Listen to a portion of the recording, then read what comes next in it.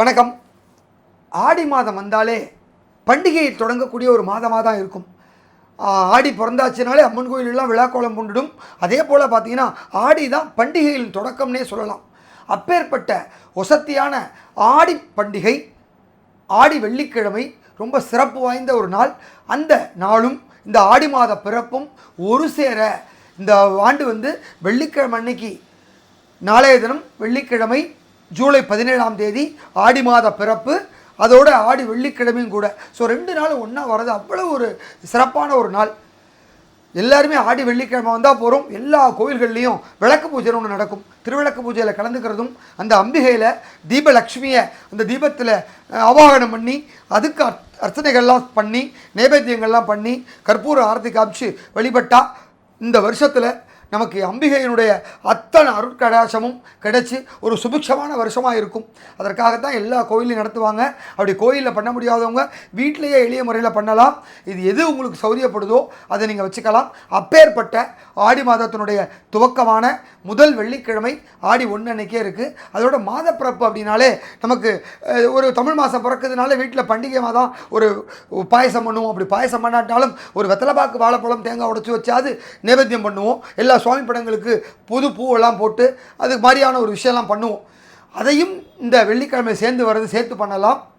கூடவே இந்த உத்தராயண புண்ணிய காலம்னு நான் ஏற்கனவே நிறைய பதிவுகளை சொல்லியிருக்கேன். ஒரு வருஷத்தில் 6 மாத காலம் உத்தராயண புண்ணிய காலமாகவும் 6 மாத காலம் தட்சிணாயன புண்ணிய காலமாகவும் சொல்லப்பட்டிருக்கு. அதாவது சூரியனுடைய ரதமானது வடக்கு நோக்கி திரும்புறதை உத்தராயண புண்ணிய காலம் அப்படின்னு சொல்லுவோம். அது ஆரம்பிக்கிறது பார்த்திங்கன்னா தை மாதத்துலேருந்து ஆனி மாதம் வரைக்கும் 6 மாத காலம். அடுத்து அந்த ரதம் மீண்டும் தெற்கு நோக்கி திரும்புகிற அந்த காலகட்டத்தை தட்சிணாயன புண்ணிய காலம் அப்படின்னு சொல்லுவோம். அது பார்த்திங்கன்னா ஆடி மாதத்துலேருந்து மார்கழி மாதம் வரைக்கும் சொல்லப்பட்டிருக்கு. ஆக இந்த 6 மாத காலம் முடிந்து இப்பொழுது உத்தராயணத்தினுடைய காலம் முடிந்து தட்சிணாயன காலம் தொடங்குகின்ற மாதமாக இந்த ஆடி மாதம் சொல்லப்பட்டிருக்கு. அதனால் அந்த உத்தராயண புண்ணிய காலம் முடிஞ்சு தட்சிணாயன புண்ணிய காலம் ஆரம்பிக்கிறது அப்படிங்கிறப்ப எல்லாரும் முன்னோர்களுக்கு தர்ப்பணம் பண்ணுறது, திதி கொடுக்கறது, தவசம் பண்ணுறது அப்படிங்கிற விஷயங்கள்லாம் பண்ணினா அவங்களுடைய அனுகிரகம் ஆசீர்வாதம் ரொம்ப சிறப்பாகவே கிடைக்கும். அதனால் வெள்ளிக்கிழமை மாசப்பிறப்பு அன்னைக்கு அந்த புண்ணிய கால தர்ப்பணம் பண்ணுறவங்க பண்ணலாம். காலம்பரி 7 மணிக்குள்ளே பண்ணால் ரொம்ப சிறப்பாக இருக்கும். எனவே இந்த 6 மாத காலம் முடிந்து உத்தராயண புண்ணிய காலம் முடிந்து தட்சிணாயன புண்ணிய காலம் தொடங்கிறது அந்த வெள்ளிக்கிழமையில் இருக்கிறது கூடுதல் சிறப்பு. ஸோ மாத பிறப்பும் முதல் ஆடி வெள்ளிக்கிழமையும் ஒரு சேர அமைஞ்சு வந்திருக்கு இந்த வருஷம். அதை தொடர்ந்து இந்த வருஷம் மொத்தம் 5 வெள்ளிக்கிழமை இருக்குது. ஸோ முதல் வாரம், 2வது வாரம், 3வது வாரம், 4வது வாரம், 5வது வாரம்னு நம்ம 5 வாரமும் அம்பிகையை ஆராதனை பண்ணி வழிபடுறதுக்கு ஒரு சிறப்பான வாய்ப்பு இந்த வருஷம் அமைஞ்சிருக்கு. அதனால் எப்போ உங்களுக்கு முடியுமோ முதல் வாரம் மாவிளக்கு போடுறவங்க மாவிளக்கு போடலாம், 3வது வாரம் மாவிளக்கு போடுறவங்க மாவிளக்கு பண்ணலாம், இல்லை முதல் வாரம் திருவிளக்கு பூஜை பண்ணிவிட்டு 3வது வாரம் மாவிளக்கு போடுறவங்களும் போடலாம். ஏன்னா இந்த வாட்டி ஆடி பூரமும் ஆடி வெள்ளியும் சேர்ந்தே வருது. இப்படி ஒவ்வொன்றும் 2 பண்டிகையாக வருது. ஸோ ஆடி மாதம் அப்படின்னாலே நமக்கு இந்த பண்டிகையினுடைய தொடக்கமாக இருக்கும். இந்த ஆடி மாதம் ஆரம்பித்தாலே வரிசையாக பண்டிகையாக தான் இருக்கும்.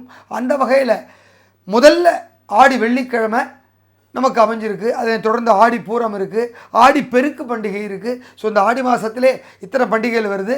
அதுக்கப்புறம் பார்த்திங்கன்னா வரிசையாக ஒவ்வொரு பண்டிகை, வரலட்சுமி நோன்பு வரும், அப்புறம் விநாயகர் சதுர்த்தி, இப்படின்னு வரிசையாக பண்டிகையிலே போயிட்டுருக்கும்.